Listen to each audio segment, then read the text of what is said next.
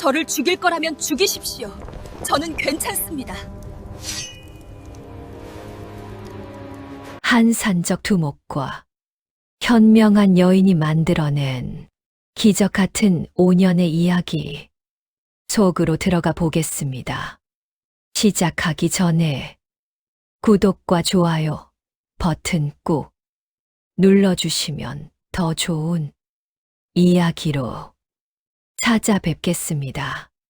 칼바람이 살을 애는 그 겨울밤, 백두산 자락 깊은 산골짜기에서는 한 무리의 산적들이 모닥불을 피워놓고 술판을 벌이고 있었습니다.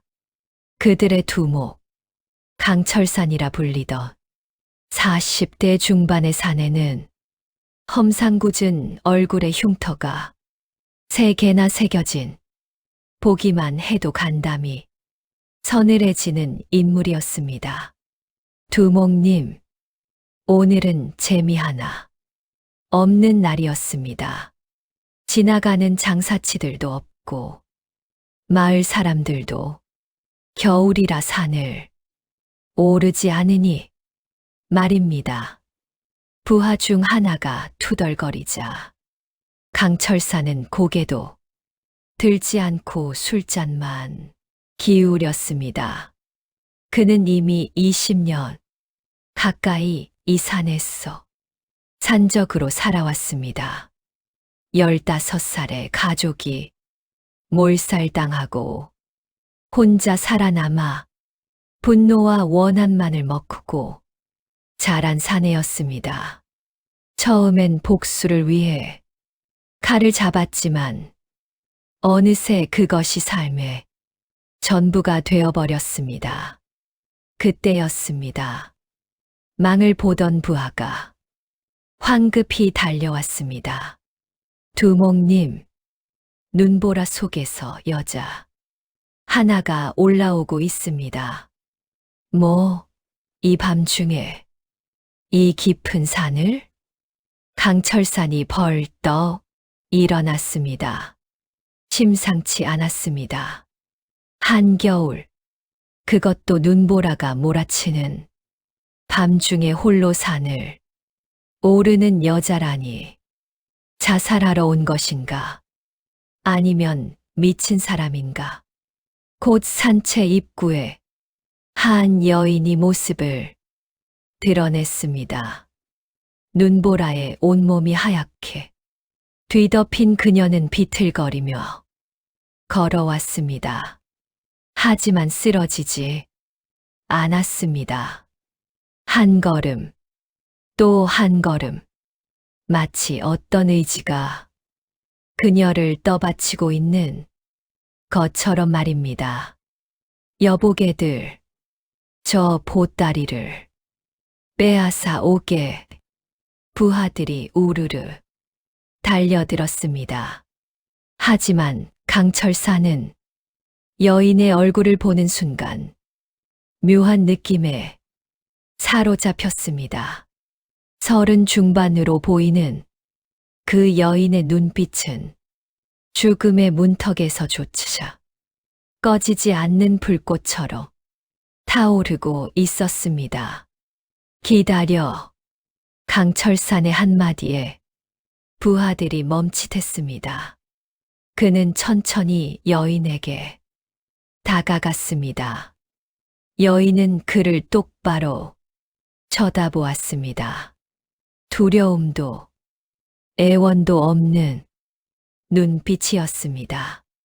당신은 왜 이 밤에 이 산을 오르는 거요? 여인이 입을 열었습니다. 그 목소리는 놀랍도록 차분했습니다. 죽을 곳을 찾아서입니다. 하지만 죽기 전에 할 일이 있어서 살 곳을 찾고 있기도 합니다. 무슨 소리요? 저를 죽일 거라면 죽이십시오.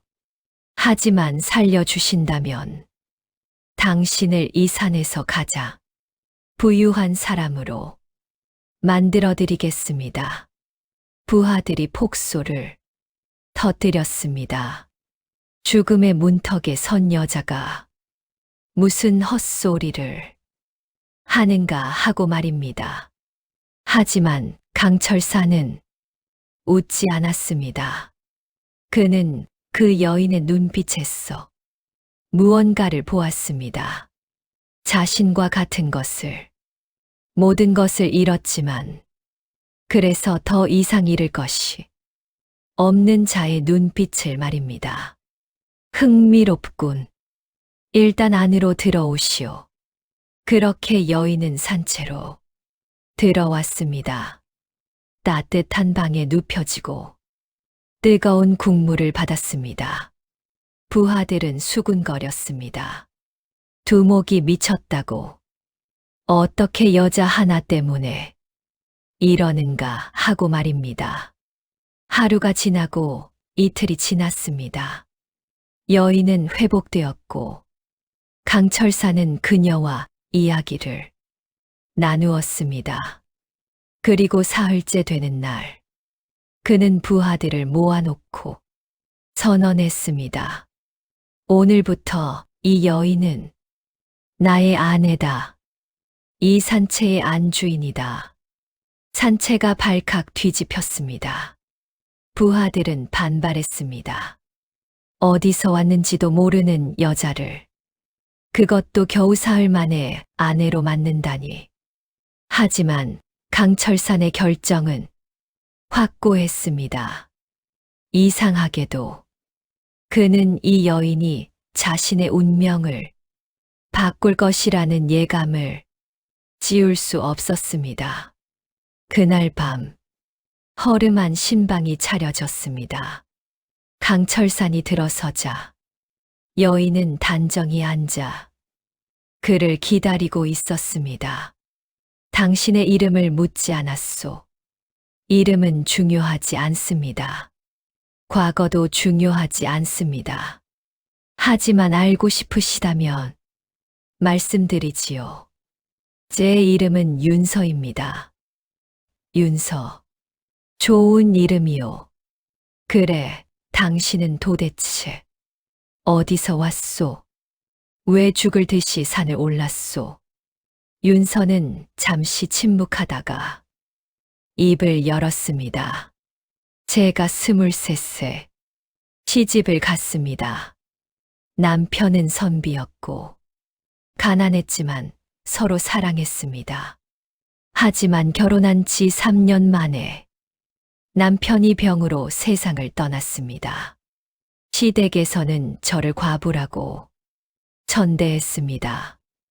남편이 죽은 것이 제 탓이라고, 제가 팔자가 셌어서 남편을 잡아먹었다고 했습니다.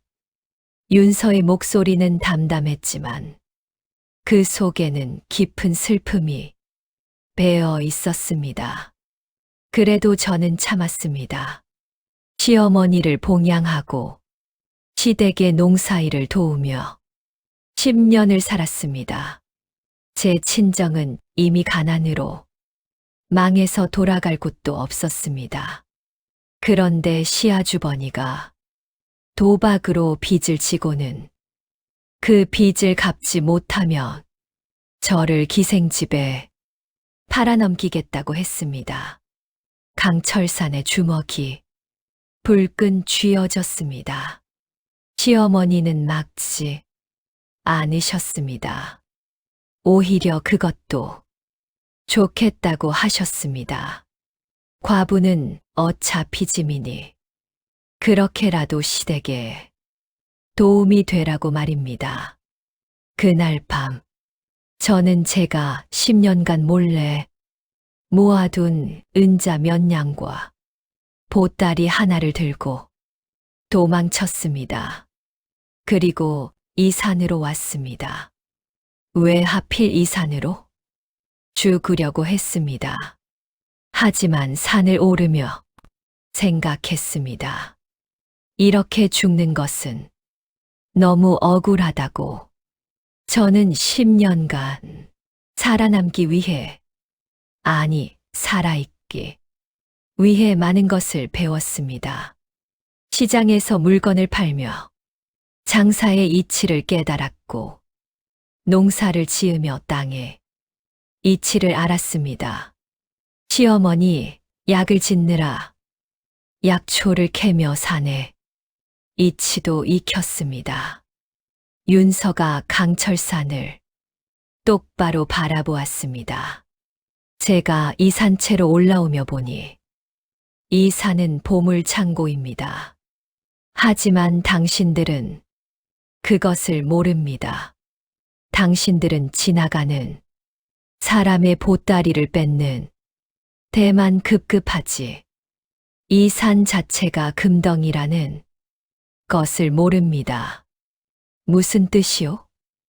당신들이 매일 밟고 다니는 이 땅에서 약초가 자랍니다.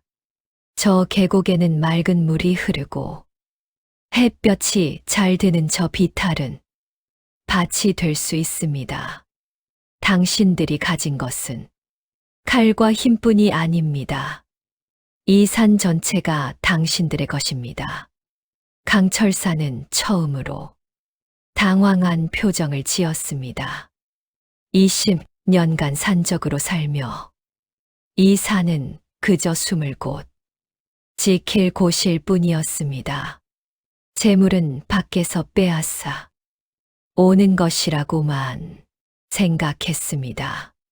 하지만 우리는 농사꾼이 아니요. 우리는 칼잡이들이요. 그럼 칼잡이가 농사를 지으면 어떻습니까? 강한 사람이 농사를 지으면 누구보다 더 많이 수확할 수 있습니다. 그리고 윤서가 잠시 말을 멈췄다가 계속 이었습니다. 칼로 얻은 재물은 모래알처럼 빠져나갑니다. 오늘 뺏으면 내일은 또 뺏어야 하고 언젠가는 당신들보다 더 강한 자가 나타나 당신들에게서 모든 것을 빼앗아갈 것입니다. 하지만 땀으로 일군 재물은 바위처럼 단단합니다. 아무도 빼앗아갈 수 없습니다. 강철사는 말없이 윤서를 바라보았습니다. 그 말이 가슴에 박혔습니다. 그는 생각했습니다. 자신의 20년은 무엇이었는가? 오늘 뺏고 내일 쓰고 모레면 또 뺏으러 가는 삶. 그 삶에 무슨 의미가 있었는가? 당신 말대로 한다 해도 우리는 방법을 모르오. 제가 알려드리겠습니다. 제 조건은 하나입니다. 5년만 저를 믿으십시오. 5년 동안은 칼을 들지 마십시오. 산적질을 그만두십시오. 5년 후에도 가난하고 배고프다면 그때는 제 목을 베어도 좋습니다. 5년이라. 네, 5년입니다. 1년은 씨를 뿌리는 해. 2년은 싹을 틀게 하는 해. 3년은 뿌리를 내리는 해. 4년은 열매를 맺는 해. 5년은 수확하는 해입니다. 5해가 지나면 당신은 이 고을에서 가장 부유한 사람이 될 것입니다. 강철사는 오랫동안 침묵했습니다. 그리고 마침내 고개를 끄덕였습니다. 좋소. 당신을 믿겠소. 하지만 부하들을 설득하는 것은 쉽지 않을 것이오. 제가 하겠습니다. 다음 날 아침, 윤서는 산채에 모든 부하들을 모아놓고 말했습니다. 처음에 부하들은 비웃었습니다. 여자 주제에 감히 무슨 소리냐고. 우리더러 괭이질을 하라고. 우리는 칼잡이지 농사꾼이 아니라고 말입니다. 하지만 윤서는 물러서지 않았습니다. 여러분은 강합니다. 하지만 여러분의 가족은 어디 있습니까? 여러분의 자식은 어디 있습니까? 여러분이 죽으면 누가 여러분을 기억해 주겠습니까? 그 말에 산채가 조용해졌습니다. 그들은 모두 떠돌이었습니다. 가족도, 집도, 미래도 없는 사람들이었습니다. 저는 여러분에게 가족을 드리겠습니다. 집을 드리겠습니다. 미래를 드리겠습니다. 5년만 저를 따라 주십시오. 5년 후 여러분은 산적이 아닌 당당한 주인이 될 것입니다. 부하 중 하나가 벌떡 일어났습니다. 좋소, 우리 두목이 결정하신 일이니 우리도 따르겠소. 하지만 정말로 5년 후에 아무것도 없다면 그땐 우리가 가만히 있지 않을 것이오. 그렇게 산채에 새로운 역사가 시작되었습니다. 봄이 왔습니다. 윤서는 산채의 남자들을 이끌고 산을 샅샅이 뒤졌습니다. 그리고 곳곳에 자생하는 약초들을 찾아냈습니다. 더덕, 도라지, 당귀, 천궁, 귀한 약초들이 지천에 널려 있었습니다. 이것들을 캐서서 시장에 팔 수 있습니다. 하지만 그것은 일회성입니다. 우리는 이것을 심어야 합니다. 더 많이, 더 체계적으로 말입니다. 윤서의 지시 아래 산적들은 처음으로 호미와 괭이를 들었습니다. 처음에는 서툴렀습니다. 칼질은 익숙해도 괭이질은 낯설었습니다. 하지만 차츰 익숙해졌습니다. 땅을 파고 씨를 뿌리고 물을 주는 일이 반복되자 이상하게도 마음이 편안해졌습니다. 강철사는 부하들과 함께 땀을 흘렸습니다. 두목이 직접 일하니 부하들도 불평할 수 없었습니다. 그리고 그는 깨달았습니다. 20년간 칼을 휘두르며 느꼈던 것과는 전혀 다른 감정을 말입니다. 무언가를 키워낸다는 것, 생명을 돌본다는 것의 의미를 말입니다. 여름이 되자 윤서는 또 다른 계획을 펼쳤습니다. 벌통을 들여온 것입니다. 꿀은 금입니다. 약에도 쓰이고 음식에도 쓰입니다. 이 산에는 꽃이 많으니 벌을 치면 많은 꿀을 얻을 수 있습니다. 처음에 벌에 쏘이며 고생했지만 차츰 벌을 다루는 법을 익혔습니다. 그리고 가을이 되자 첫 수확이 있었습니다. 약초와 꿀을 가지고 윤서는 장터로 나갔습니다. 강철산과 부하 둘이 호의로 따라갔습니다. 장터에서 윤서는 능숙하게 흥정했습니다. 그녀는 10년간 시장을 다니며 익힌 장사의 기술을 발휘했습니다. 약초와 꿀은 좋은 가격에 팔렸습니다. 이것으로 씨앗을 더 사고 농기구를 사고 옷감을 살 수 있습니다. 첫 돈을 벌어온 날 산채에는 잔치가 벌어졌습니다. 비록 큰 돈은 아니었지만 그것은 칼이 아닌 땀으로 번 첫 번째 돈이었습니다.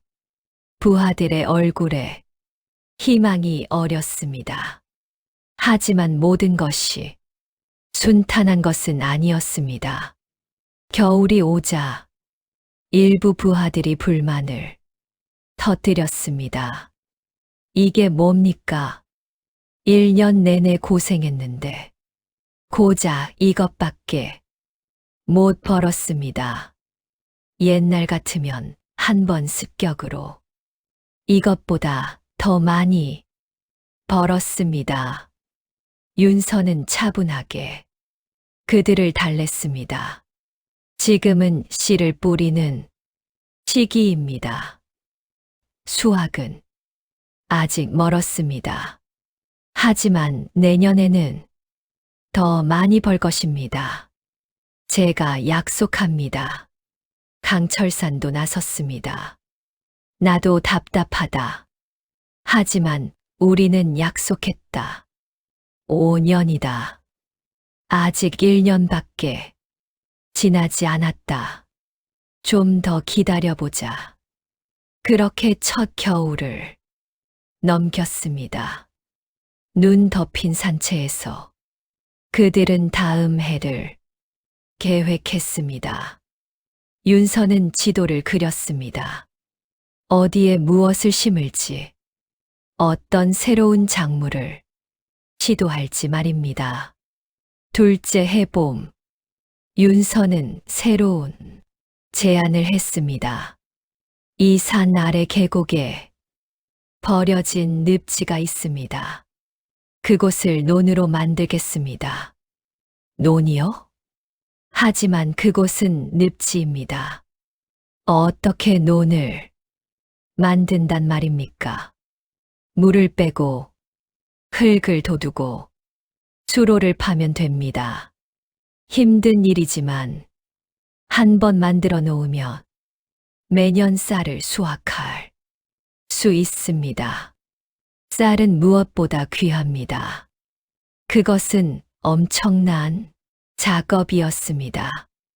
늪에 물을 빼기 위해 도랑을 파고 흙을 나르고 돌을 쌓았습니다. 몇 달이 걸렸습니다. 부하들은 지쳐갔습니다. 하지만 윤서는 앞장섰습니다.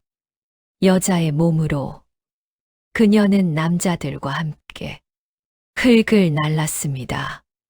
그 모습을 보며 강철산도 더욱 힘을 냈습니다. 그리고 부하들도 따라왔습니다. 여름이 끝날 무렵 마침내 논이 완성되었습니다. 그리고 그해 가을 첫 벼를 수확했습니다. 많지는 않았지만 그것은 기적이었습니다. 늪지가 황금빛 들판으로 변한 것입니다. 내년에는 이것을 2배를 수확할 수 있습니다. 그리고 3년째에는 4배, 4년째에는 8배를 수확할 것입니다. 윤서의 말대로 2년째의 수확은 1년째보다 훨씬 많았습니다. 약초밭도 넓어졌고 벌통도 늘었고 논도 생겼습니다. 그리고 무엇보다 산채의 분위기가 달라졌습니다. 더 이상 산적이 아니었습니다. 그들은 농부가 되어갔습니다. 셋째 해, 윤서는 더 큰 그림을 그렸습니다. 이제 우리는 단순히 파는 것이 아니라 만들어야 합니다. 만든다니요. 꿀을 그냥 파는 것이 아니라 약꿀을 만드는 것입니다. 약초를 우려내어 꿀과 섞으면 더 비싸게 팔 수 있습니다. 또한 약초를 그냥 파는 것이 아니라 말려서 포장해서 팔면 더 좋은 값을 받을 수 있습니다. 윤서는 산채 한쪽에 작업장을 만들었습니다. 거기서 약초를 가공하고 꿀을 담고 포장을 했습니다. 그리고 상표를 만들었습니다. 청산약방이라는 이름으로 말입니다. 이름이 있어야 사람들이 기억합니다. 그리고 좋은 물건을 계속 팔면 그 이름이 보증이 됩니다. 시장에 나간 청산약방의 약재들은 평판이 좋았습니다. 품질이 좋았기 때문입니다. 윤서는 조금이라도 상한 것이나 질이 떨어지는 것은 절대 내다 팔지 않았습니다. 한 번 속이면 두 번은 못 팝니다. 정직이 최고의 장사법입니다. 그리고 그녀는 고정 거래처를 만들었습니다.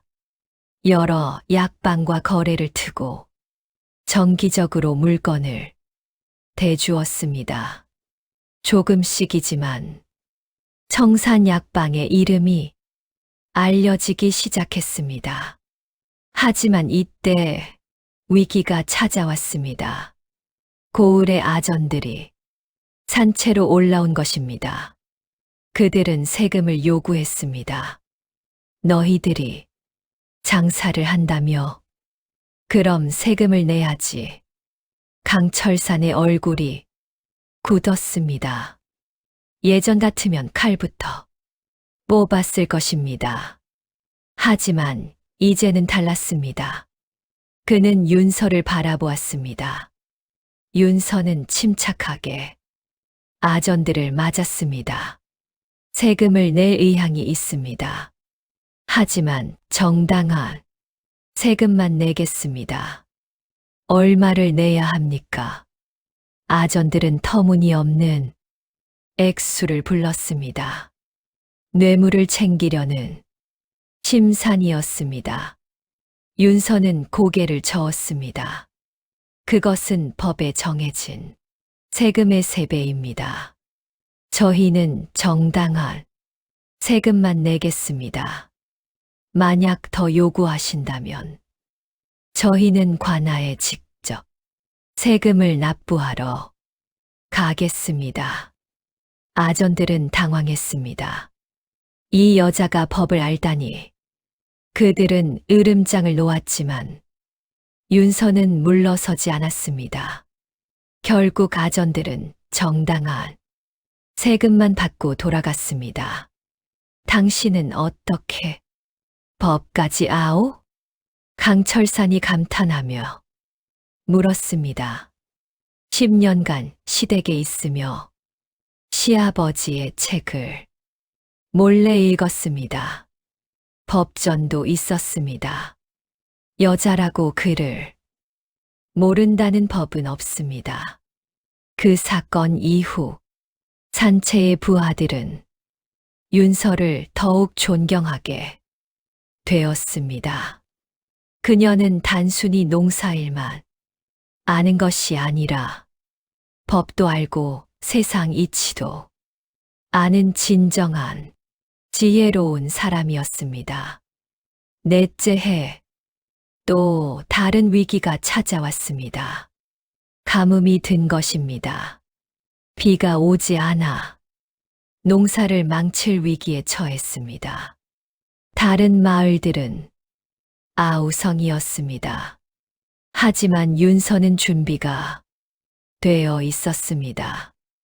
이미 2년째부터 수로를 파두었던 것입니다. 산 위 샘에서 물을 끌어와 계곡으로 흘려보내고 그것을 밭과 논으로 보냈습니다. 다른 곳은 가뭄에 쪼들렸지만 청산약방의 밭과 논만은 푸르렀습니다. 강철산이 감탄하며 말했습니다. 윤서는 미소를 지었습니다. 위기는 언제나 옵니다. 그것을 대비하는 자만이 살아남습니다. 그해 가을, 다른 곳이 흉년일 때 청산약방만은 풍년이었습니다. 그리고 윤서는 놀라운 결정을 내렸습니다. 우리가 거둔 곡식의 반을 가난한 마을 사람들에게 나눠주겠습니다. 뭐라고요?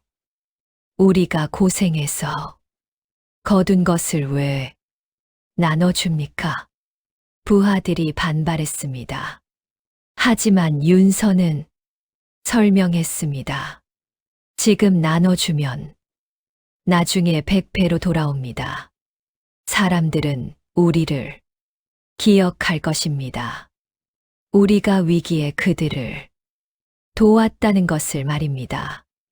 그리고 그들은 우리의 고객이 될 것이고 우리의 친구가 될 것입니다.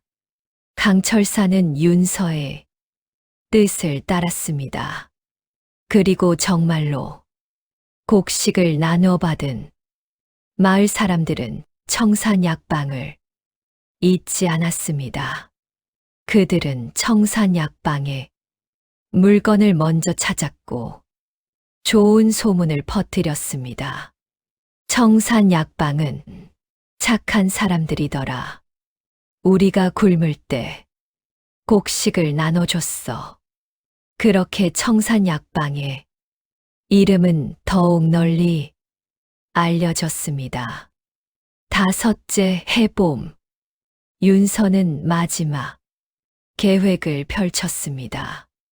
이제 우리는 상단을 꾸릴 것입니다. 상단이요. 네, 우리가 만든 물건을 파는 것만으로는 부족합니다. 이제는 다른 물건도 사서 팔아야 합니다. 그리고 더 넓은 지역으로 나가야 합니다. 윤서는 그간 모은 재물로 수레와 말을 샀습니다. 그리고 부하들 중 믿을 만한 자들을 선발해 호위대를 만들었습니다. 예전에 산적이었던 그들은 이제 상단의 호위무사가 되었습니다. 여러분은 강합니다. 하지만 이제 그 힘을 지키는 데 쓰십시오. 상단을 지키고 물건을 지키고 사람을 지키는데 쓰십시오. 상단은 성공적이었습니다. 그들의 물건은 품질이 좋았고 호위는 철통 같았습니다. 다른 상단들이 산적들에게 습격당할 때 청산 상단만은 안전했습니다. 왜냐하면 그들 자신이 예전 산적이었고 산적들의 수법을 다 알았기 때문입니다. 어느 날 정말로 산적들이 청산 상단을 습격하려 했습니다. 하지만 강철산이 앞으로 나섰습니다. 나는 예전에 이 산의 산적 두목이었다. 하지만 이제는 아니다. 나는 이제 상인이다. 너희들도 칼을 버리고 괭이를 들어라. 그것이 진정으로 사는 길이다. 산적들은 놀랐습니다. 전설의 강철산이 상인이 되었다니. 그리고 그의 말에는 힘이 있었습니다. 일부는 비웃었지만 일부는 생각에 잠겼습니다. 그해 여름, 윤서는 시장에 고정 점포를 열었습니다. 청산약방이라는 간판을 걸고 당당하게 장사를 시작했습니다. 그리고 놀라운 일이 벌어졌습니다. 그녀를 10년 전에 쫓아냈던 시댁 사람들이 나타난 것입니다. 시아주버니는 여전히 도박으로 패가망신한 상태였고 시어머니는 늙고 병들어 있었습니다. 그들은 윤서를 알아보고 경악했습니다. 네, 내가 어떻게 여기에? 윤서는 차분하게 대답했습니다. 장사를 합니다. 그리고 잘 살고 있습니다. 시아주버니가 비굴하게 다가왔습니다. 형수님, 아니 마님, 제가 잘못했습니다. 그때 제가 미쳤습니다. 제발 저희를 도와주십시오. 저희는 이제 먹을 것도 없습니다. 윤서는 그들을 오랫동안 바라보았습니다. 강철사는 그녀 옆에서 지켜보고 있었습니다. 만약 그녀가 복수하고 싶다면 기꺼이 도울 준비가 되어 있었습니다. 하지만 윤서는 한숨을 쉬며 말했습니다. 저는 당신들을 미워하지 않습니다. 오히려 감사합니다. 당신들이 저를 쫓아내지 않았다면 저는 지금의 제가 되지 못했을 것입니다. 그녀는 점원을 불러 쌀 한 가마를 내주게 했습니다. 이것을 가지고 가십시오. 그리고 다시는 오지 마십시오. 저는 이제 과거와는 다른 사람입니다. 시댁 사람들은 눈물을 흘리며 그 쌀을 받아갔습니다. 그들은 알았습니다. 자신들이 쫓아낸 과부가 이제는 자신들보다 1000배, 10,000배 높은 곳에 서 있다는 것을 말입니다. 그 모습을 지켜본 장터. 사람들은 윤서를 더욱 존경하게 되었습니다. 원수를 갚지 않고 오히려 베푼 그 마음씨를 높이 샀습니다. 가을이 되었습니다. 5째 해의 수확기였습니다. 곳간은 쌀로 가득 찼고 창고는 약재로 넘쳤고 금고에는 은자가 쌓였습니다. 정확히 5년 전 그녀가 약속했던 그날이었습니다. 강철사는 산채에 모든 사람들을 모아놓고 말했습니다. 오늘이 바로 5년째 되는 날이요. 5년 전 이 여인은 우리에게 약속했소. 5년 후 우리를 이 고을에서 가장 부유한 사람으로 만들어주겠다고. 이제 그 약속이 지켜졌소. 산채의 사람들은 환호했습니다. 그들은 더 이상 산적이 아니었습니다. 그들은 농부였고 장인이었고 상인이었고 호위무사였습니다. 그들에게는 가족이 생겼고 집이 생겼고 미래가 생겼습니다. 강철사는 윤서 앞에 무릎을 꿇었습니다. 당신이 아니었다면 나는 산속에서 이름 없이 죽었을 짐승이었소. 내 모든 부는 당신의 지혜 덕분이요. 이제 이 모든 것은 당신의 것이요. 윤서는 그를 일으켜 세웠습니다. 아닙니다. 이것은 우리 모두의 것입니다. 당신이 제 말을 믿어주지 않았다면 이 모든 것은 불가능했습니다. 그리고 형제들이 힘을 합쳐주지 않았다면 우리는 아무것도 이루지 못했을 것입니다. 그로부터 10년이 더 흘렀습니다. 청산약방은 이제 이 지역에서 가장 큰 상단이 되었습니다. 수백 명의 사람들이 일했고 수십 개의 점포가 있었고 수십만 양의 재산이 있었습니다.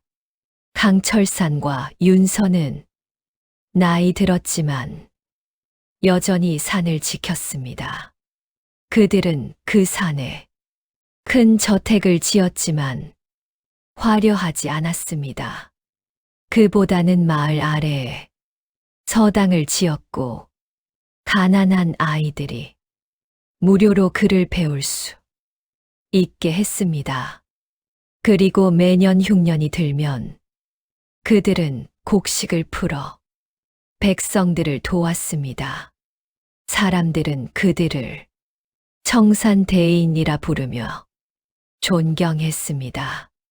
과거의 산적이었다는 것을 아는 사람은 이제 거의 없었습니다. 어느 봄날, 늙은 윤서는 젊은 며느리에게 이야기를 들려주었습니다. 20년 전, 나는 죽으러 산에 올랐단다. 하지만 그곳에서 새로운 삶을 만났지. 사람들은 말한다. 부자가 되려면 많은 돈이 필요하다고. 하지만 나는 깨달았단다. 진정한 부는 돈이 아니라 믿음이라는 것을. 믿음이요. 그래. 내가 남편을 믿었고, 남편이 나를 믿었고, 우리가 서로를 믿었기에 이 모든 것이 가능했단다. 돈은 오고 가지만 믿음은 영원하단다. 며느리는 고개를 끄덕였습니다. 그리고 물었습니다. 하지만 어머니, 그때 정말 무서우셨을 것 같아요. 산적들 앞에서 그런 약속을 하시다니. 윤서는 미소를 지었습니다. 무섭지 않았다면 거짓말이겠지. 하지만 나는 더 무서운 것을 알았단다. 아무것도 하지 않고 죽는 것이 더 무서웠어. 그래서 나는 시도했고 다행히 성공했단다. 그녀는 창밖을 바라보았습니다. 저 멀리 산채가 있던 자리에는 이제 마을이 들어서 있었습니다. 사람들이 평화롭게 살고 있었습니다. 내가 배운 가장 큰 교훈은 이것이란다. 사람은 변할 수 있다는 것. 산적도 농부가 될 수 있고, 과부도 거상이 될 수 있다는 것. 중요한 것은 포기하지 않는 것. 그리고 올바른 길을 가는 것이란다. 저녁이 되자 강철산이 들어왔습니다. 그는 여전히 건강했고, 여전히 그녀를 사랑스럽게 바라보았습니다. 오늘도 서당에 다녀왔소. 아이들이 글을 잘 읽더군. 특히 한 아이는 촉망받는 선비가 될 것 같소. 그것 참 기쁜 소식이네요. 두 사람은 마루에 나란히 앉아 석양을 바라보았습니다. 그들은 말없이 서로의 손을 잡았습니다. 그 손에는 굳은 살이 박혀 있었습니다. 칼자국도 있었고 괭이 흔적도 있었습니다. 그것은 그들이 살아온 삶의 증거였습니다. 당신 후회하지 않소? 강철산이 물었습니다. 무엇을요? 나 같은 산적과 결혼한 것을. 윤서는 웃으며 대답했습니다. 후회는요, 조금도. 당신은 나를 구했고, 나는 당신을 구했습니다. 우리는 서로를 구한 것입니다. 그렇소. 당신이 나를 사람으로 만들어 주었소. 아니에요. 당신은 원래 좋은 사람이었어요. 단지 길을 잃었을 뿐이죠. 나는 그 길을 함께 찾았을 뿐입니다. 해가 지고 있었습니다. 산 너머로 석양이 붉게 물들었습니다. 그것은 아름다웠습니다. 마치 새로운 시작을 알리는 것처럼 말입니다. 그들의 이야기는 후대에 전해졌습니다. 사람들은 이렇게 말했습니다. 산적 두목도 현명한 아내를 만나면 거상이 될 수 있다더라. 아니야, 쫓겨난 과부도 용기를 가지면 세상을 바꿀 수 있다더라. 아니야. 진짜 교훈은 서로 믿고 힘을 합치면 불가능한 일도 가능하다는 것이지. 모두 맞는 말이었습니다. 하지만 가장 중요한 것은 이것이었습니다. 사람은 언제나 다시 시작할 수 있다는 것. 과거가 무엇이든 지금 무엇을 하느냐가 중요하다는 것. 그리고 진정한 부는 돈이 아니라 서로를 믿고 함께 걸어가는 것이라는 것. 오늘의 이야기는 여기까지입니다. 산적 두목 강철산과 현명한 과부 윤서의 5년 그리고 그 이후의 이야기를 들려드렸습니다. 이 이야기가 주는 교훈은 명확합니다. 첫째, 사람은 언제든 변할 수 있습니다. 과거가 무엇이든 오늘부터 달라질 수 있습니다. 둘째, 진정한 부는 땀으로 일궈집니다. 쉽게 얻은 것은 쉽게 사라지지만 노력으로 얻은 것은 영원합니다. 셋째, 서로를 믿는 것이 가장 큰 힘입니다. 혼자서는 할 수 없는 일도 함께하면 할 수 있습니다. 여러분도 지금 어려운 상황에 처해 계신가요? 포기하지 마십시오. 윤서처럼 용기를 내십시오. 강철산처럼 변화를 받아들이십시오. 그리고 무엇보다 서로를 믿고 함께 걸어가십시오. 오늘 이야기가 마음에 드셨다면 구독과 좋아요, 알림 설정 부탁드립니다. 여러분의 작은 관심이 더 좋은 이야기를 만드는 힘이 됩니다. 다음 이야기에서 또 뵙겠습니다. 감사합니다.